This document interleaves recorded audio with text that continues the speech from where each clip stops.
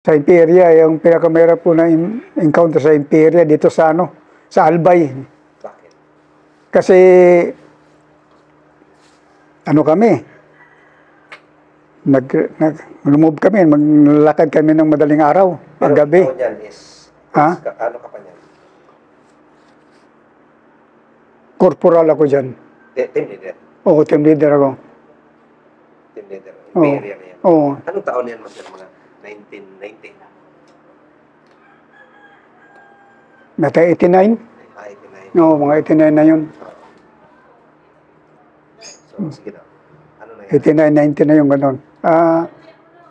Naglalakad kami, nawawala na kami sa area.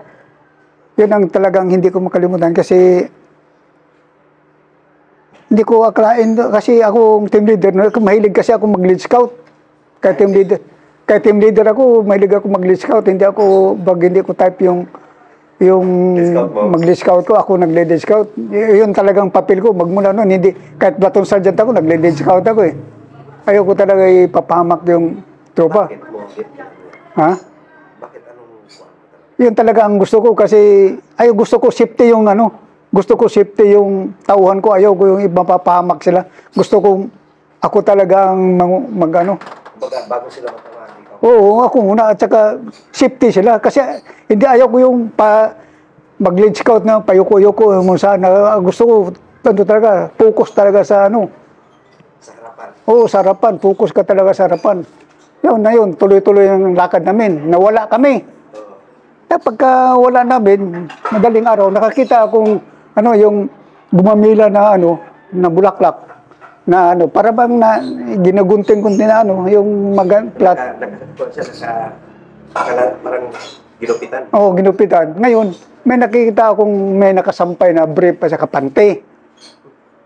Ngayon, nilapitan ko kasi alas 5 ng mag-alas 4 niyo, mag-alas 5 na ng madaling araw ng umaga.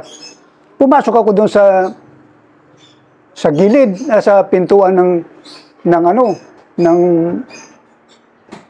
kusina. Pag ganyan ko, magsilip ko, puta, may mga baril, nandun pala yung mga impe, nagtatambay, nagkakape. Napatras ako. Sabi ko, kalaban. Sabay atras ako. Mabuti na lang, pag atras ko, may niyog na nakahiga, yung pala tumba, doon ako dumapa. Ngayon, ito naman yung impe, lumabas. Binanatan ko ng armalya sa dibdib, humiga. Tapos natayo na naman. Sabi ko, ba't hindi ito mamatay? Binanatan ko ulit sa kabilang dibdib. Lapit lang mga dito lang, siguro mga 5 meters. Higa na naman siya. Tayo, action naman siya tayo. Binanatan ko na naman ulit sa dibdib. Higa na naman. Sabi ko, dito basta-basta mamatay. Yung pala, may anting-anting, may nakita ako doon sa wallet niya, na librita. Yun ang kinuha ko, pinasok ko sa wallet ko, nawala na lang yun. Yun ang hindi ko nakalimutan kasi hindi na ako nakaano doon, hindi na ako nag-assault, pinabayaan ko na lang yung mga kasama ko na mag-assault sila doon, na Bakit? Hindi na ako makaano doon, parang, ewan ko, hindi ko na hindi na ako nakaano doon sa dinapaan ko kasi hindi ako makapaniwala yung tirahin ko yung tao na umiga tapos tatayo na naman, putang doon ako na parang hindi ko maintindihan kung paano ito, bakit hindi ito mamatay-patay ito. Pero yung mga kasamahan niya, nasitakbuhan na. Oo, nasitakbuhan na yung mga kasama niya kasi pina-assault ko na yung tropa. Pero ang unang putok galing sa'yo? Oo, ako ang unang pumutok. Kasi ako ang lead scout eh. Sabi ko siya, kalaban. Nung napaatras ka, nalapitan mo talaga na sa'yo? Ha? Nalapitan mo? Oo, pagbukas ko ng pintuan, nandyan yung sarapan ko eh. Pero hindi nila nalaman? Hindi niya nalaman. Sabay atras ako kagad, sabay maneuver ko sa gitna, sa harapan, sabay dapa. Naglabasan na. Pero hindi pa nila alam yun nung naglabasan sila na may kalaban na yun. Alam na nila, kanya naglabasan kasi napatras na ako eh. Naglabasan na yun. Sabi ko, kalaban. Kaya binumbahan na kagad ng mga kasama ko. Pero yung nagtaka ka doon sa isa? Oo, doon ako nagtaka. Kaya hindi na ako dumapa na lang ako. Hindi na ako doon. Hindi na ako sumama na assault doon o mag-search kasi na ano na ako eh. Parang ewan ko kung naramdaman ko bakit hindi ito mamatay-patay yung sa isip ko, bakit hindi mamatay, baka ano ba, baka tagain pa ko, barilin pa ko eh. Ako pa mamatay, kaya ano na ako. Binantayan mo talaga siya? Oo, binantayan ko talaga yun. Hindi na ako umalis doon. Hanggang nakadapa na lang ako doon. Yung mga tropa ko na mag-assault doon. Pero, namatay din yun? Patay? Pero matagal? Oo, tagal. Patay din siya. Yung libreta na yun, nawala na lang yun sa akin. Nilagay ko sa wallet ko, nawala. Anong nakuha mo sa kanya? Yung libreta? Ha? Yung libreta? Oo, yung nakuha ko sa libreta. Basahin, parang Latin. So, naniniwala tuloy? Ha? Parang naniwala ko, tago ko, nawala. Kusa lang yun, nawala sa wallet ko. Oo, kusa lang yun. Dala-dala ko yun. Nagtaka nga ako bakit nawala sa wallet ko. Lagay ko sa wallet ko yun. Binulsa-bulsa ko palagi. Noon, kusa lang yun nawala. Ewan ko, bakit nasaan napunta. Maliit na libreta, tapos ang mga sulat, mga Latin. Kusa lang yun nawala. Pero kinuha, anong tawag doon? Kinuha mo o pinaalam mo sa napatay mo? Kinuha ko talaga sa ano niya. Sa bulsa niya. Sabi mo akin na to? Oo, kinuha ko talaga yun. So, anong result? Kumusta ka naman yung time mo? Wala, okay lang. Kasi wala mang na-wounded sa amin. Wala man, okay man ang ano namin. Tapos, ang score nyo doon? Yun, nakakuha kami ng Armalite, carbine. 4 ata yung nakuha namin, o 3. Tapos may 3-8. Yung 3-8, nakita yung namatay na yun, may 3-8 yun. Yung kinuha ko. Yung Gold Cross ko, sa MP area, yung Triple M ko, 18. So, 18 encounter? Oo. Mayroon pa yung encounter na MCM lang ang lumabas. MCM lang. Sa pagdala mo ng tao dati, mas anong ikaw pa namatayan ka na? O yung maliban doon sa Abubakar? Wala akong natanda na may napatay sa tropa ko. Na ikaw nadala? Ako nagdala. Ang ko lang namatayan ako, yun lang yung na yun, yung doon sa Abubakar na talaga yun. Yung sa na yun, sa kanyon na yun. Yun lang. Yun lang natandaan ko na pero sa mga encounter na lagi kaming kasi maingat ako eh. Maingat ako magdala ng tao.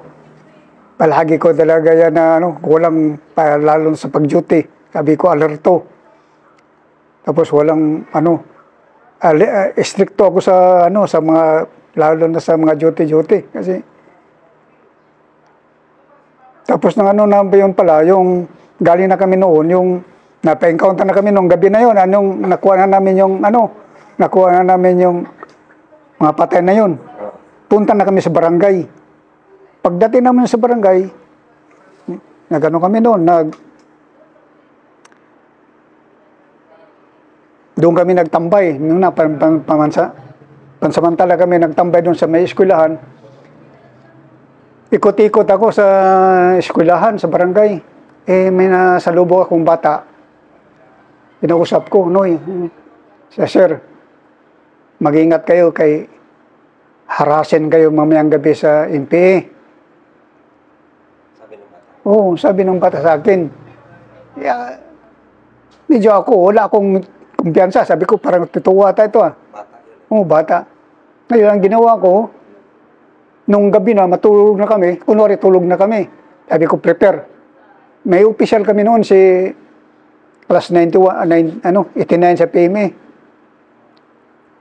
Yun ang platoon leader ko noon. Isang section kami noon eh. Sabi niya, sir, alis tayo dito. Kasi may nagsabi sa akin na harasin tayo dito. Pag alis namin, hanap kami ng wala kaming mapistuhan. Ang napistuhan namin, medyo high ground konti. Tapos, araruhan, walang ano, open rin. Sabi ko, walang matulog mag-duty ha, bantay. So, biglang dumaan yung MPA. Nakatulog yung duty namin. Tangin na, sabi ko, patay kang ba. Yun, mabuti na lang nagising yung ano ko, assistant team leader ko. Yun, pinukpukan ng carbine, ng importen. Yun, nagkasagutan na ng putukan. Bulabugan na. Oh, bulabugan na. Puta, sabi ko kasi sa inyo, huwag matulog mag-duty. Gabi yung nasa. Oh, gabi. Mga alas 10 ng gabi. Maliwanag ang buwan. Putang na, sabi ko. Yan ang mga sinasabi ko sa inyo, huwag kayong patulog-tulog sa duty.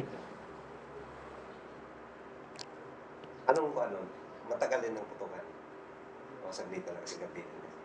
Saglit lang yun. Kasi pero nilagyan nila ng ilaw sa malayo, nagsunog sila ng mga nyug, mga dahon sa nyug para makita nila kami. Kaya sabi ko, dapa lang, huwag masyadong huwag magtayo-tayo diyan kasi kitang-kita tayo dito. Hintay kami kung aassault sila. Pero kung hindi na yun, nabulabog. Oo, haras talaga. Nabulabog.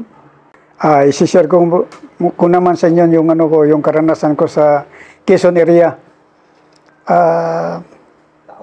Taong 91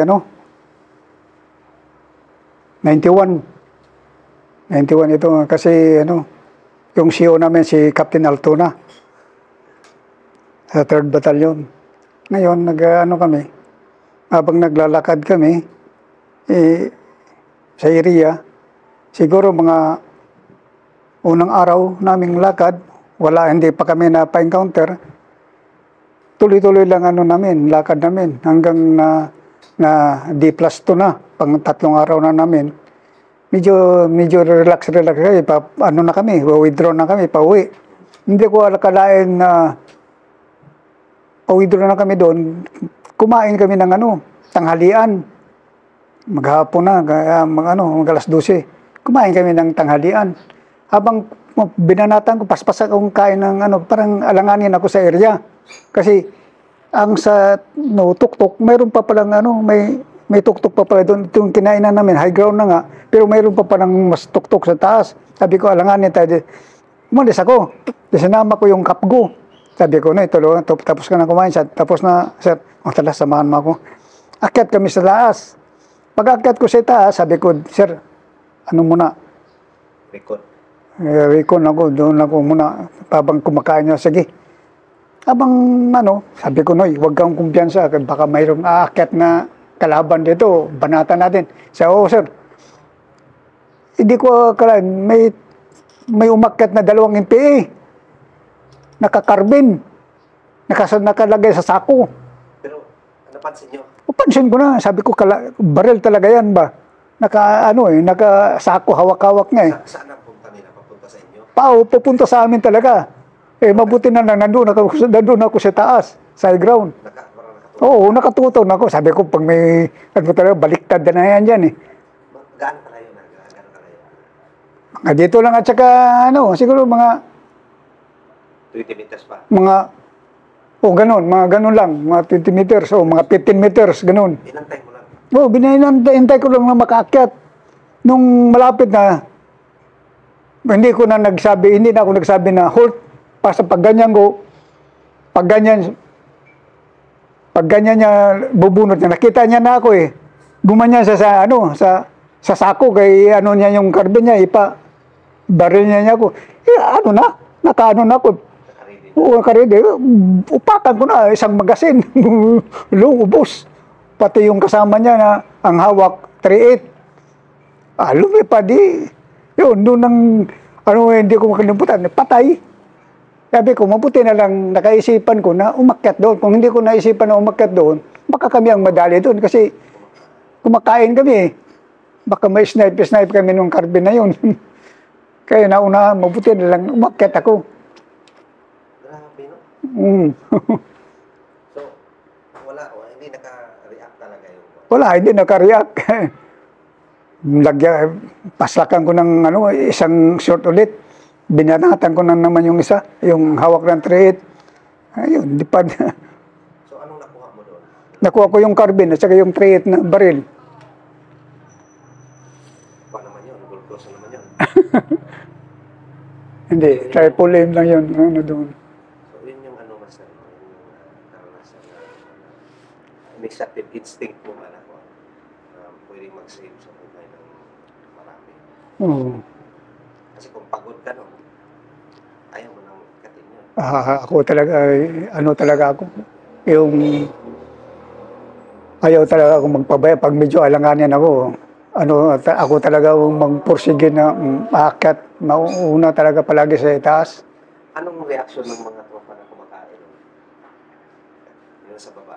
Nagtaka sila eh. Nagtaka sila doon. Bakit na nakaputukan na doon sa itaas eh. Kumakain pa sila eh. Hindi sila nakaano. Umakyat na, humabol na lang sila doon. Pero wala na. Tapos na yung labanan namin doon. Sandali lang man.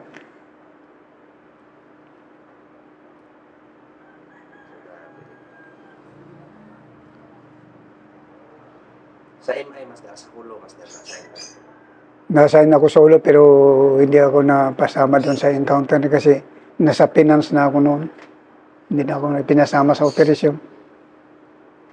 Kulo ka na. Oo, hindi na ako pinasama. So, yun lang sa akin, master, unless kung may dagdag ka pa o gustong sabihin. May dagdag pa rin ako doon tungkol sa yung sa i-share ko naman ito sa iyo, yung encounter namin sa Mindoro. Ayun, Mindoro. Sa Mindoro. Anong taon yan? 2003. Platoon sergeant ka na na? Oo, platoon sergeant ako. 2000 technical na ako noon. Technical ka na? Oo, technical. Encounter ka pa? Ha? Oo. Sige daw, Yung layason ako noon, ito naman bagong CEO namin si Juan niya ko, sabi niya, sama ka Master Apostol sa Mindoro. Ko, sige sir. Sama ako. Tapos ngayon, daming nag-overnight, daming nag-passes. Sinabi niya, Master Apostol, may operasyon tayo. Ikaw na lang muna mag-team leader sa isang team kaya kulang tayo ng tao. Ko, sige sir, okay lang.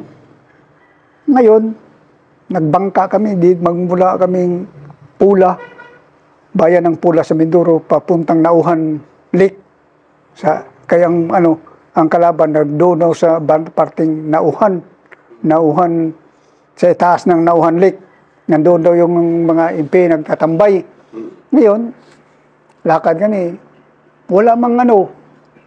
Walang negative. Relax na kami doon. Kumakain kami, nakabili kami ng manok, pinalitan namin bigyan namin 100, pinalitan namin ng sardinas. Nakakatanghalian kami. Pagkatapos ng tanghal, siguro mga 3:00 na ng hapon, wala mang kalaban, umalis na kami. Sabi ni sir, muna tayo. Kaya siyempre ako lead scout, una ako. May mga kasama, ang team leader, ang mga team ko, sila ni Master Sergeant Aburdo, Sergeant Hermoso, si Sergeant Principe, yan ang mga mga tauhan ko. Mga sarento na rin. Kulang ang tao, kaya ginawa kong team leader na lang. Ngayon, habang naglalakad kami, may nakita akong babae sa baba. Malapit na kami sa Nauhan Lake. Biglang naglilinis siya ng mga gulay. Biglang tumakbo. Ito ako naman, wala akong pakundangan. Hindi, hinabol ko. Sunod na lang sa akin. Habulin ko yung babae. Pagdating ko dun sa hindi ko akalain, yung nagbibilyard, puro pa mga MP, babae at saka mga lalaki. Yung si Pagara, parang yun, may katungkulan yun sa MP. Ngayon, nakita ko may belt bag, sabi ko, pinadapa ko. Yun, pagbukas ko sa niya, kasi sabi ko, habulin nyo yun, mga MP pala yun. May dala siyang granada at saka 45. Pinadapa ko na. Yung isang tao? Oo, yung isang tao na yun. Yung iba doon, nagtakbo na doon sa dagat, sa Nauhan Lake. Yun, snipe nila ni Sergeant Aburdo yung iba. Yun, may namatay doon. Kaya hindi ko rin nakalimutan sa... Pero nakuha mo yung granada at saka kuwan? Oo, nakuha ko yun. Pero hindi nakaliak ang kalaban naman doon. Hindi sila nakaputok talaga. Wala, hindi sila nakapunta. Bigla hinabol ko yung matandang babae. Kaya sabi ko, may kalaban ito. Kaya hinabol. Pagtakbo rin ako, hinabol ko yung matandang babae. Hanggang nakarating siya doon sa may bilyaran. Nandun pala yung mga pinagbibilyard. Sumunod na lang sa akin yung mga tauhan ko, mga teammate ko. Sunod na lang sa akin. Ilan? Sumulindan na lang din. Oo, tapos inanon na. Pinatay yun talaga. Ilan yun? 2. Dalawa. Makanan laban. Ha? Makanan laban. Wala. Hindi na. Yung isa, naglaban yun, lumaban yun. Yun ang binanatan ni Abordo. May 45 man din yun. Yung nakuha yung ano. Ito yung nakuha ko yung 45 sa kang granda na. Inano ko na. Wala silang kamalay-malay. Pinatulog ko na lang yun. So, yung mga sa Mindoro naman yan. No? Oo, sa Mindoro naman yan. Yung bagong akong trainee ako noon, yung first unang encounter ko. Ano naman? Kung naman yun, doon kami sa Cagayan Valley. Nakadiis kami kay Colonel Aguinaldo pa noon. Second company at saka first company. Under ako ng first company. Ang CEO ko noon si Captain Dita Bali. Yung CEO ng second company, si Captain Lonosa. Doon kami, yung pinadiis kami doon kay Colonel Aguinaldo. Yun. Trainee ako noon. First class trainee. Magda-draft na ata ako noon. Yun ang pinakauna ko rin encounter. Anong pakiramdam mo? Wala man. Basta salig lang sa Panginoon. Unang encounter ko, ginawa akong lead scout noon. Tapos bagyo pa. Umuulan. Tapos naglalakad kami, palitan kami ng lead scout, yung second company at saka first company. Ako ang natsamba na ako mag-lead scout. Nakita ko yung kalaban sa bintana, nakita ko, nakahawak ng important. Sabi ko, kalaban to eh. Hindi pa nila alam na gumapang na, dapa na ako, punta ako sa puno ng mangga. Habang nakadapa ako, kinagat ako ng yung langgam na malaki. Lumipat ako sa puno ng nyug. Nagsumigaw yung impi na sabi niya, hapon. Binanatan ko siya ng natsambahan din na pagbanat ko sa tutre.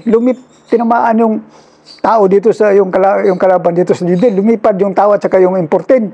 Yun, sabi ko, ano yan? Sabi ng tinito, ano yan, Apostol? Sabi ko, Sergeant, kalaban. Kaya yun na, inassault na namin ang inassault.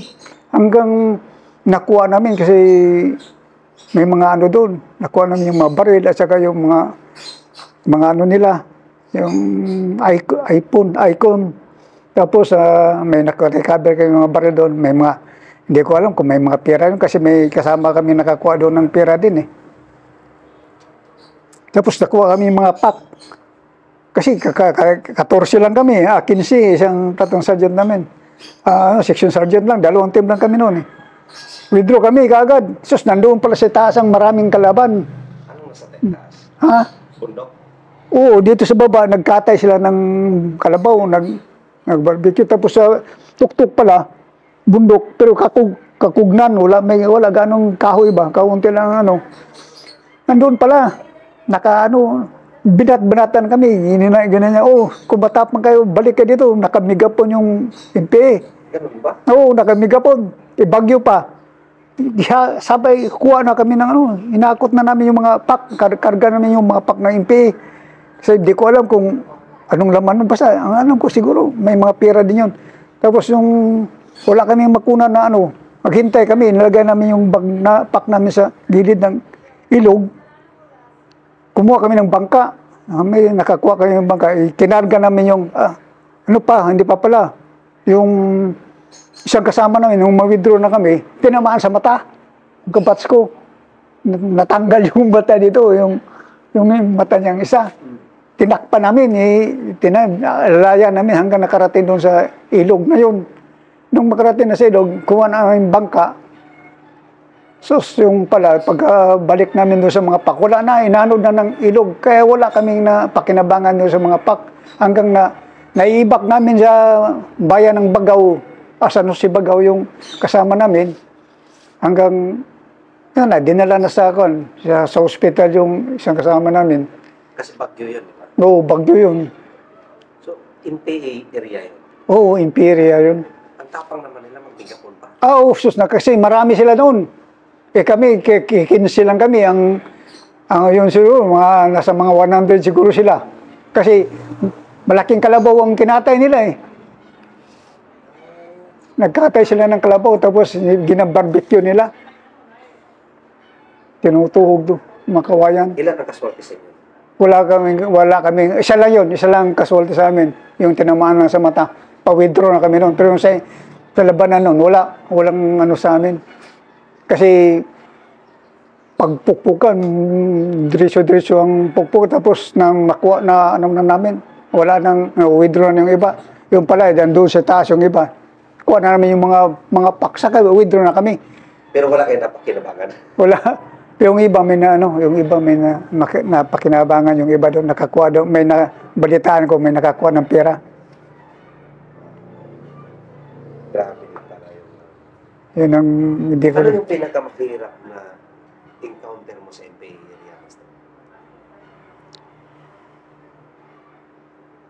Pinakamahirap po na kung maglingkod man sila sa yung mga baguhan ngayon na kung gustong maglingkod sa bayan natin, ang una, tapat sa serbisyo. Kasi kung masyado kang tapat sa pamilya mo, masisira yung serbisyo mo.